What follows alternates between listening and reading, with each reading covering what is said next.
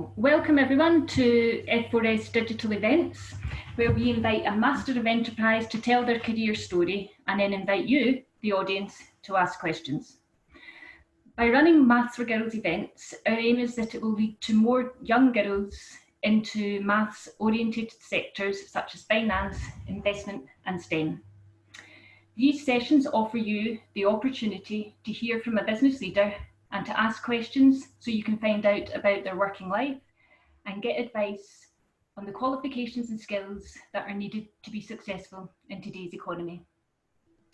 So my name is Kath and I work to connect teachers and their students with inspirational people from the world of work so that young people can get a better idea of what careers might suit them. I will be hosting today's event, and by sharing insights, career guidance, lessons and tips to motivate and inspire, we hope to support you to make informed decisions about your future. So participants, your audio, video and chat function has been disabled for safeguarding purposes.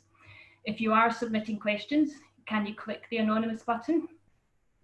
We will try to answer all questions online today, but if we run out of time, I apologise in advance. We are recording the session and you'll be able to watch it again on YouTube and share it with your friends and family. So sit back and enjoy the webinar, take some notes and get ready to ask some questions.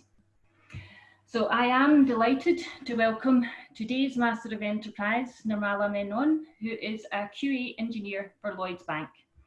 Nirmala, thank you for giving us your time today and for agreeing to share your story with everyone.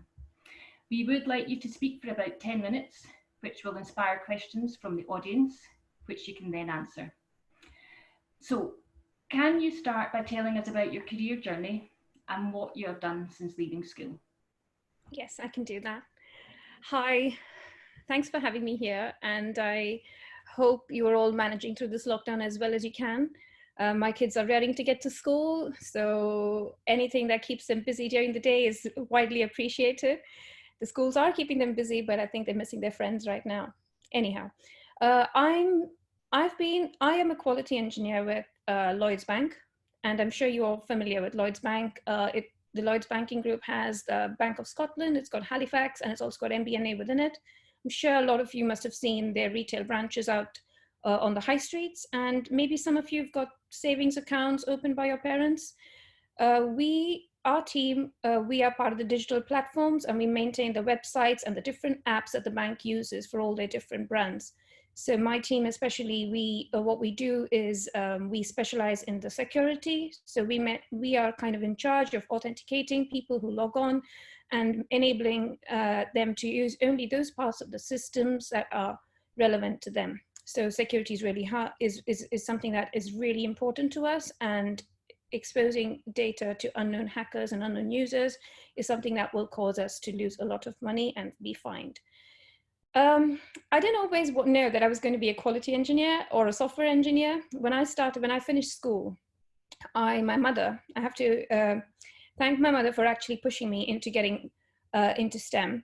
She was insistent that a maths degree would suit me and that my skills were aligned with what a maths degree would help me with. And I have to say she was right. I really like doing puzzles. I like problems. I like tackling different kinds of games and finding solutions to them. And that helped me with my maths. Every single problem that I have done as part of my maths learning has been something that I can easily approach, break down into simple steps, and then use the principles that have been taught to actually then find a solution.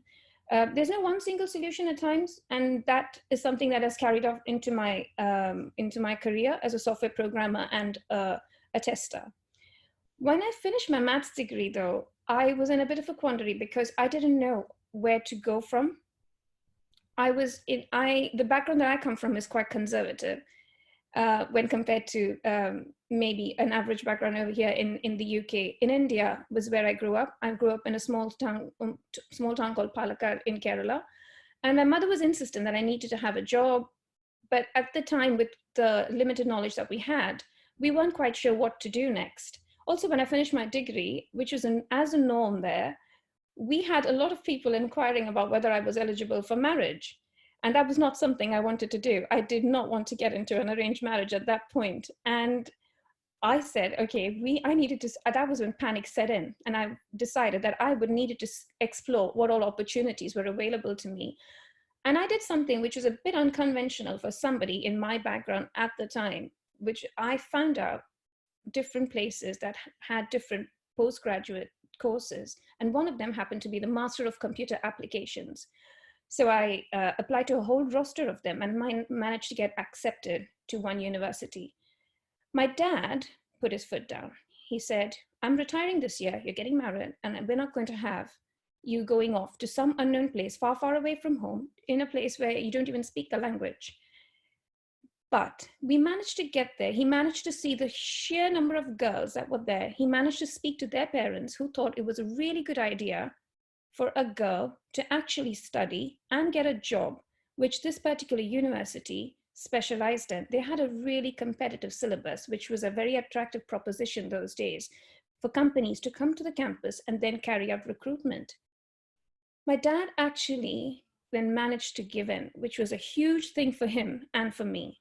I stayed in hostel, managed to get a job. I joined IBM. And once, and that was a bit of an extension of uni, joining IBM. There were so many refreshers, but unfortunately, we had the dot-com bust. I don't know if any of you are familiar or if you've ever heard of the dot-com bust, but it was a time when a lot of companies, a lot of software companies had to shut down. A lot of people who were recruited were made redundant. And at that point in time, something that I took a lot of pleasure in just disappeared overnight. At the time, I'd also managed to get married to the person I wanted to get married to. So that was a huge plus for me. But that person got a job. My husband got a job in London. And because I had lost my job in India, I was like, okay, I am willing now finally to relocate and then see what options are here. I came over here, but as you can imagine, with barely a year of experience, it wasn't really easy getting a job. I think I did all sorts of things like flogging credit cards and pet insurance in Sainsbury's before I finally landed a job as a programmer with Carphone Warehouse. In Carphone Warehouse, I managed to learn a lot of skills that I thought I didn't have, which was even learning the old legacy languages. I would say what I spent over there as a programmer, those were my foundation years. I also learned how to interact with a whole bunch of different people who couldn't initially understand me, and I couldn't understand them because of our different accents. I came from India and I was convinced that I spoke good English. But when I came over here, I realized that maybe my English was not very good because a lot of people they struggled to understand what I said and I struggled to know what they said. We had people from South Africa, Portugal, France, Spain, Indians like me, Pakistanis. We had such a mixed bunch, and you can imagine all of us, we Scottish and Irish as well, plus English. So, we all spoke in different ways. We all had different attitudes. We all came from very different backgrounds. But that team, being part of such a diverse team, actually not only helped me to adjust to life in the UK, but also helped my skills as well. And I got to learn a lot of things that actually boosted my confidence. One of the things I used to worry a lot about was whether I was good enough, whether I was actually fit for the job, whether I was always having to update my skills. And these are the things that in my 20s with Carphone Warehouse as a programmer that I would say to myself and actually bring my confidence down. I wasn't aware of it at the time, but I used to worry a lot. Anyway, by the end of my stint at Carphone Warehouse, I was really comfortable and I was doing good, I think, at that point. But then I took a 7-year career break because I had my kids back to back. And that feeling of being satisfied and feeling confident slowly dissipated. After a period of 7 years, all my old doubts began to resurface. And I was like, do I need to update my skills? Do you think anybody would want to employ me? Do you think but I did. I managed to get a job. And this is where I joined EDW, which is an electricity retail software company, which is in Milton Keynes. I took a job there. And this time I was on the slightly different part of the spectrum. I was employed as a tester. A tester is very much like a quality engineer. But I was no longer creating code. I was actually testing the very same code that a developer creates. This actually brought a slight shift in my mindset. When you're a developer, you're always trying to create something. You're always trying to make something according to what a user says they want, or according to what a company or your manager says you need to do. When you're a tester, you're trying to break the very thing that they've created. You have to think differently, and you have to think, is there something the developer has missed? Is there something the programmer has missed? Being part of testing also allowed me to see how things were being made right from the moment of inception. So when you start gathering requirements, you sit in it right from the beginning down to the point where you've actually released your software, and then you're on hand to support it post the release. So I managed to go through the entire software development lifecycle as being part of a tester. And it was also at this time that I also realized all the different kinds of testing that were there. So for example, if you had a website, and would it be able to take 100 people logging on, or would it just collapse? Do you think your network has the strength to accommodate the different intensity of traffic?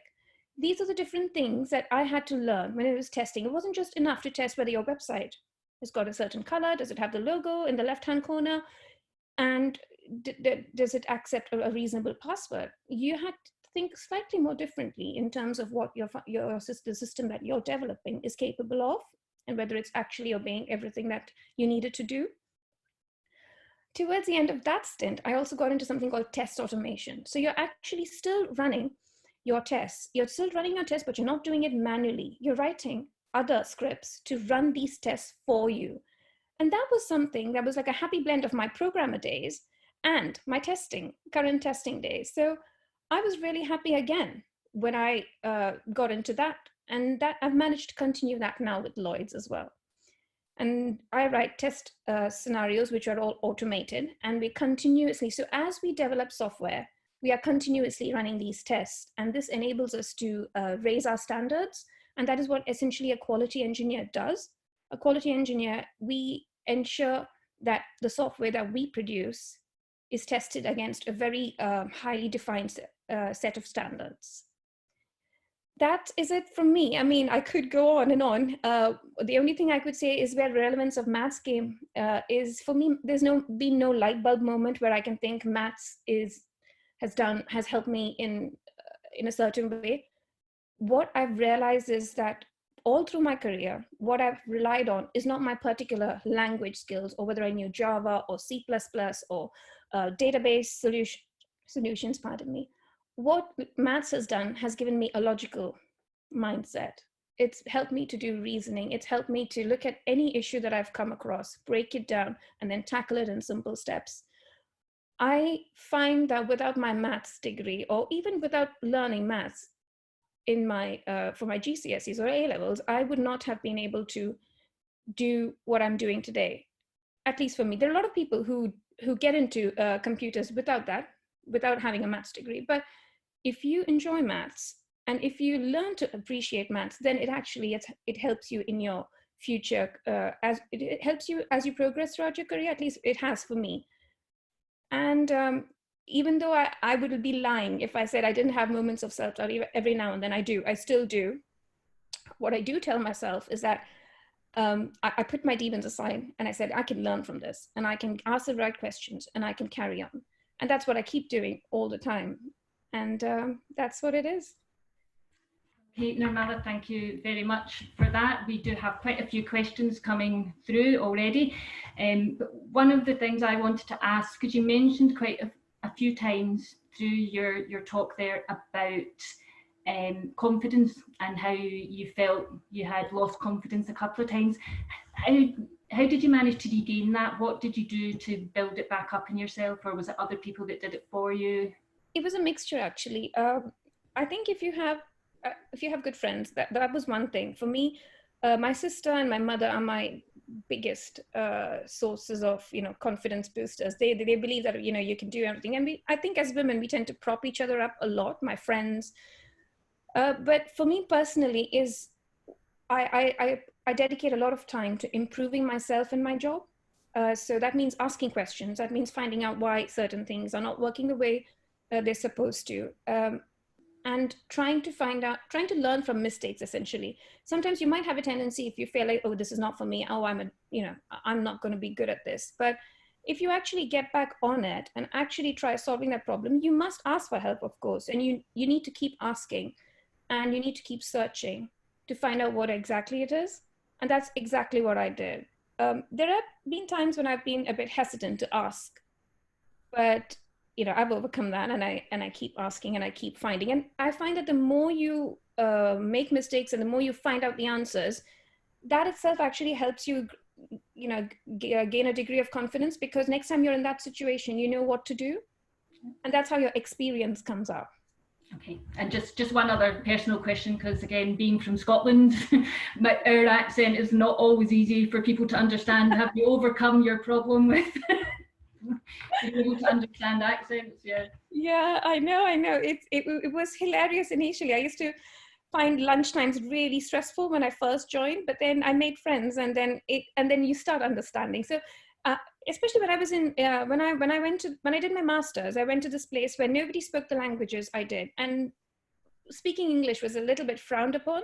By the end of that year, or end of the course, I actually learned their language, because that was the only way to communicate. So you just adapt. You adapt constantly, and I think I think you should not be too hard on yourself.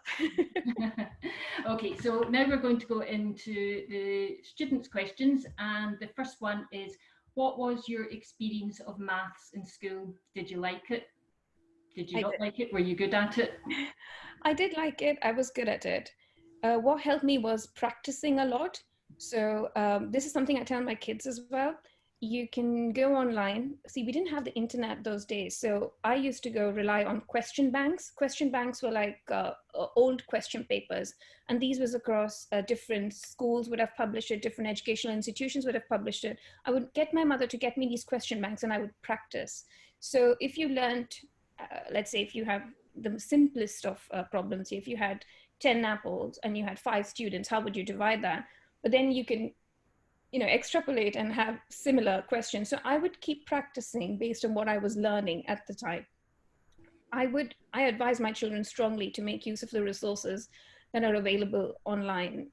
And if you keep practicing, it does sink in. Maths needs practice. Sometimes you may understand something, but when you start working it out, you find that you take a lot longer. My son has this at times. He understands it perfectly, but when it comes to working it out, let's say you have a paper and you've got 10 questions on it, you've got half an hour, then you need to be quick enough to do all those in the time allotted. You can get to question 5, and then you find you've just got 5 minutes, and then you don't have time to do the remainder.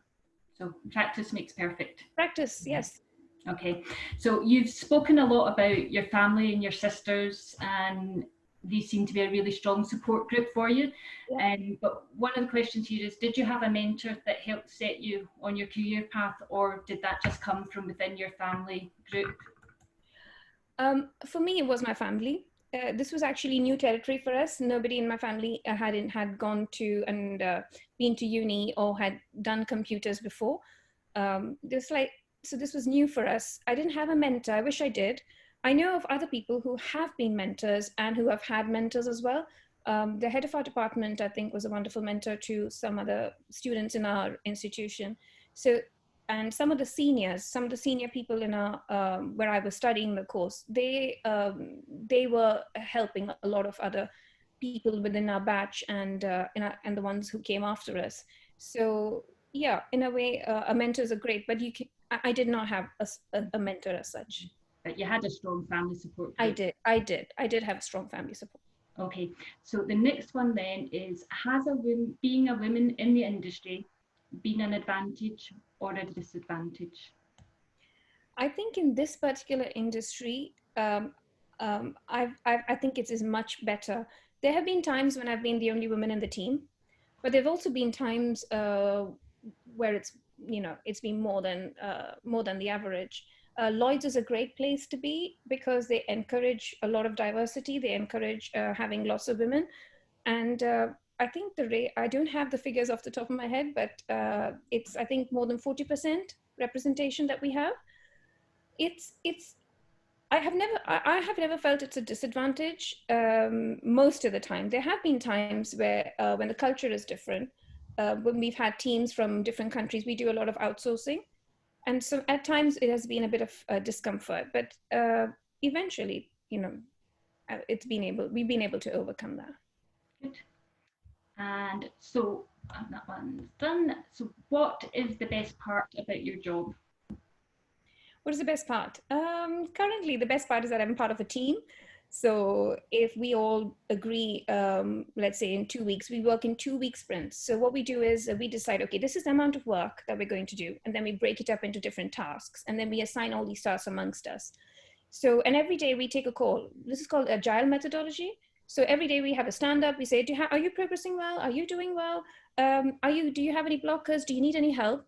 And we actually are a really good team because we tend to help each other out. So that is what I feel is the best part of my job, being part of such a team where we're constantly learning, and there's no, we're not pigeonholed into saying, okay, you're a developer, so you're only going to do development tasks, or you are a tester, so you're going to do that.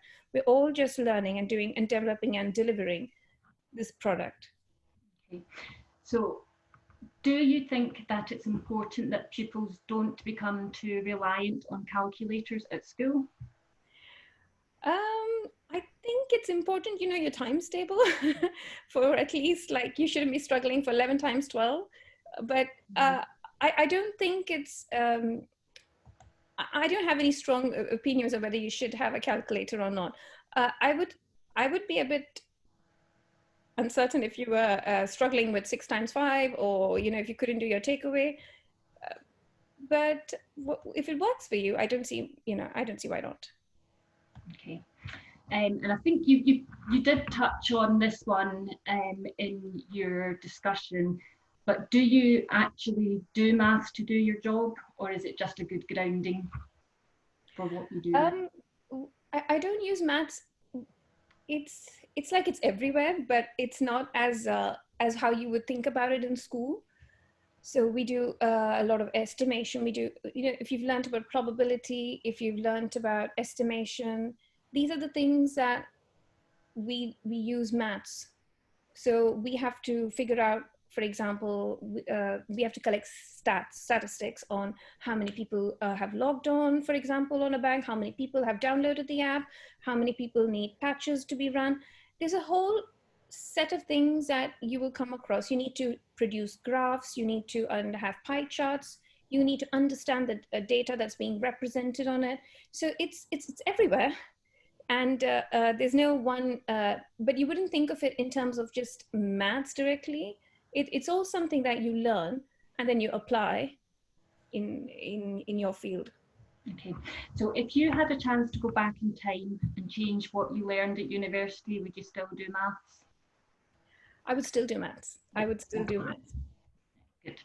Okay, so obviously we're in a session that's called Maths4Girls. What do you think is the fear for girls of taking maths? What stops them taking maths? I think sometimes you might find it. For me, my fear always, I'm not sure whether it's applied to maths alone. For me, a fear comes as a woman sometimes, is that I'm not good enough, or I can't do this, or this is beyond me. But actually, there isn't anything like that. That's my experience. I think if you focus and you ask for help, there is nothing that you can't learn. But that you need to put in the time, though. You need to put in the time. You need to do your practice. You need to put it, and put it, saying I'll do it later is sometimes not going to help. You have to have that focus, and you have to put in that intense effort. That 5 minutes and 10 minutes bursts are not going to help. You sometimes need that time. And I think, and I tell this to my kids all the time, you have the time now, please use it. Please use it. Use the resources you have. I'm in the danger of sounding like my mom or my grandmother, who always told us that we had things really, really well. So, and I'm probably telling my kids as well, you have the internet, you have resources, please learn. But if you set your mind and say, I want to master this, you can. It's the only way I've learned. I'm constantly learning on my job. 20 years, I have now covered so many different languages, different methodologies, different certifications. If I were in college and I look back, I would be like, no, I'm not going to be able to do this. But now, having got here and looking back, and I'm like, I did this, I'm doing this, I'm still doing it. I'm still learning. I'm going to be taking an exam later this year.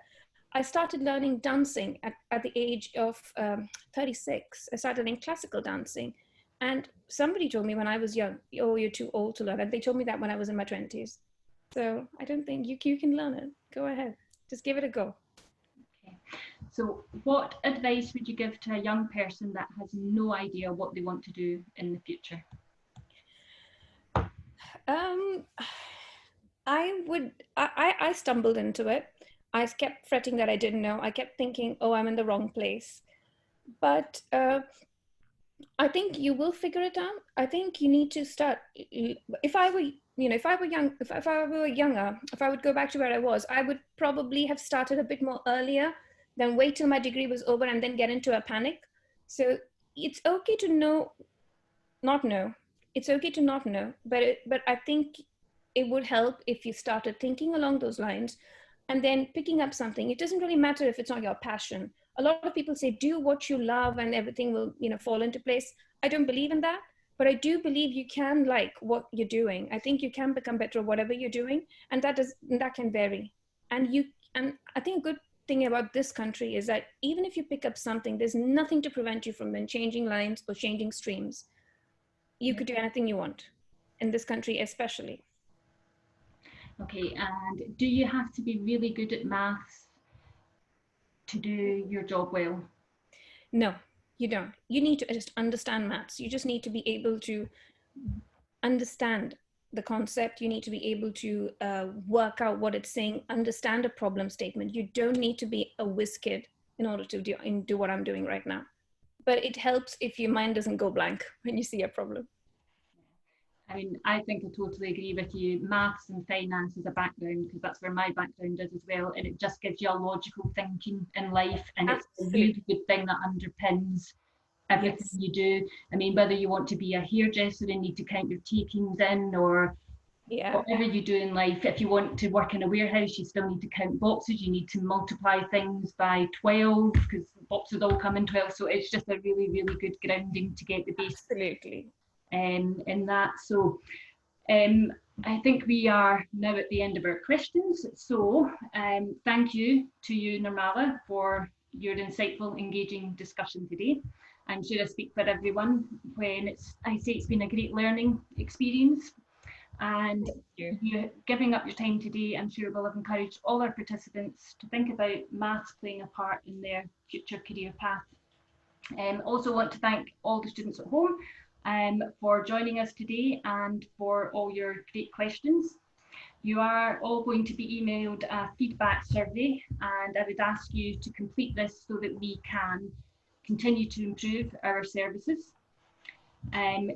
Look out for the recording on the YouTube channel at Founders for Schools. And if you aren't already following us, we are on Twitter, Facebook and Instagram. So please share these with your friends and family. And our next session is on Monday, April the 27th at 10 AM. And we hope to see you there. So thank you again, Nirmala, and thank you everybody for attending. Bye. Thank you so much. Thank you. Bye.